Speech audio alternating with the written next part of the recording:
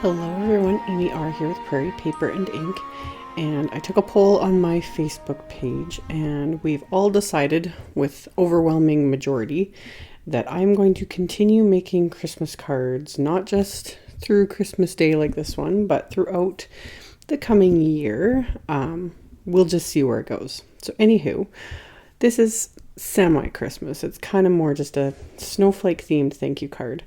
But I started off with some heavyweight white cardstock and I die cut it with one of the rectangle dies from the Simon Says rectangle die set. And then I ran it through a second time with this snowflake block die and popped out all of the negative pieces. And then for the stamps and this blue parchment paper, these are from the Snow Much Thanks January card kit from Simon Says, which as of doing this voiceover is still in stock, but I'm assuming it's going to sell out probably within the next few days. However, there will be a chance to win one, which I will discuss at the end of this video. So I trimmed down a piece of that blue parchment paper to slightly smaller than that frame there, and I treated the frame, the parchment paper, and what will be the inside of my card with my anti-static powder tool. And then I am stamping the snowflakes from the Frozen Fractals stamp set onto the frame with Simon Says clear embossing ink, and then I'm coating everything with detail white embossing powder. Now the white on the frame and on the inside of the card, you guys are barely going to be able to see. It's nearly impossible to film, let alone take pictures of it. But in real life, it's pretty. Like very subtle, and yet the way the embossing powder catches the light, it just gives it something. So on the parchment paper though, of course, you can see, you just have to be careful when stamping. It's the same as vellum. Stamping on any smoother surface like this, it's very easy to smear. You have to try really hard not to rock the stamp or let it slide. I did a tiny bit with a couple of them, but I just went with it anyway. And then on the inside of the card, I tried to keep the snowflakes a little more towards the edges so they're still spaced to right since these are being embossed. But I wanted to add something to the inside, of course. And again, the tone on tone it's so nice. So I did all my stamping and all of the coating with embossing powder first, just setting each piece aside and not touching it. And then I'm going to heat everything all at once. So I let my heat tool heat up a little bit, and then I just started with what was already in my hand, which was the card base itself. And then as the tool heated up even more, the parchment paper embossed almost instantly. Like I said, it's very similar to vellum. It's just a little bit more heavyweight, but it embosses really nicely. So with this especially, once the embossing powder is melted, remove the heat tool or the heat from the paper immediately because you do not want to burn it. And then finally, I heated the snowflakes on the frame.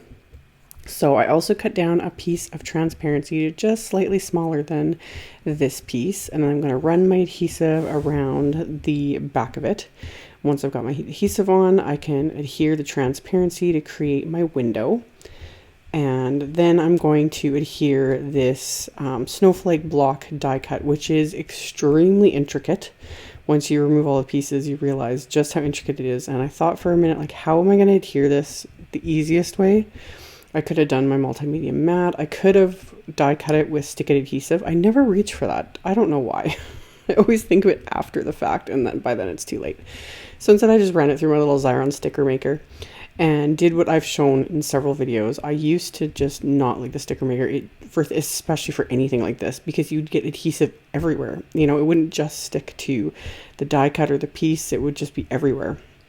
But I run over it first with my Teflon bone folder, and then I go around all of the edges with my little embossing tool, my little embossing stylus.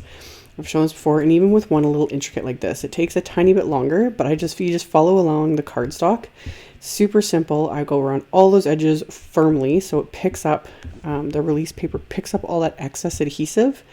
And then that way when you pull this apart, you don't have like globs of adhesive everywhere and just a mess.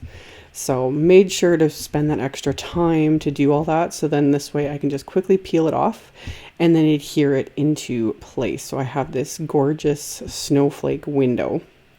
Love how this turned out. It's so pretty. So adhered that into that die cut there again and into the frame so that I've got this fabulous little window. And then I grabbed my foam tape and doubled it up before even sticking it onto the back here. This is the funnest part about shaker cards, especially when they're like either rectangle or square. They just go so fast and easy. So I already got my foam tape doubled. I'm going to line the back of this with the foam tape, getting it all into place. I didn't make quite enough of the doubled up foam tape, so just to finish that last little piece, I just adhered 2 pieces. Really simple, really easy. So I use 2 layers for shaker cards. I just said it in a previous video that I rarely do more than 2. In fact, I'm not sure if I've ever done more than 2. However, if you want things to really shake, add a 3rd layer. It's just going to make your card a bit more bulky. But I only did the 2, and then looking back, I almost should have done 3 because I went overboard with the sequins as usual. I added the Frozen Fractals sequins mix that comes in the kit. Added that, and then that wasn't enough, so I added some Pretty Pink Posh Sparkling Clear mix, and I added a few too many once I found out after I adhered everything. So I pulled off the back of the foam tape, adhered that stamped and embossed parchment, and that's when I noticed that things weren't shaking as freely as I wanted them to, but at the same time, I was okay with it. You know, it was more just I wanted it to be a shaker card. I didn't need everything really like shaking around like crazy. So, as always, do what I say and not what I do, which I think I say to my kids every other day. Don't add as much as I did to your shaker if you wanted to shake, or add an extra layer of foam tape. So, anywho, I scored my card base with my Teflon bone folder, so it's going to be a top folding A2 size cards, 4 1/4 by 5 1/2. And then I stamped the Snow Much Thanks sentiment from the Frozen Fractal set with Simon Says Soft Navy ink. And that finished off the inside. And then I'm just applying adhesive around the edges of the shaker there, just along where the foam tape was, so that no adhesive will show through. And that finished off my card. It's really fun, really quick, really easy card, using some snowflakes and tone-on-tone embossing, and of course shaker fun with the sequins and that snowflake block die. So as always, I will have links below the video to my blog post, links to all the supplies used. All that info will be in the description box below. And speaking of Snow Much Thanks, I want to thank you all so much for the support and the likes and the subscribers, the comments, all of that. You guys are all so amazing. I really appreciate it. And I actually have a second Snow Much Thanks card kit from Simon Says Stamp to give away to one of you. So it's got all of the things I've shown in the unboxing video, which I will have linked at the end of this video. There'll also be links to all of it in the description box with supplies and all that stuff.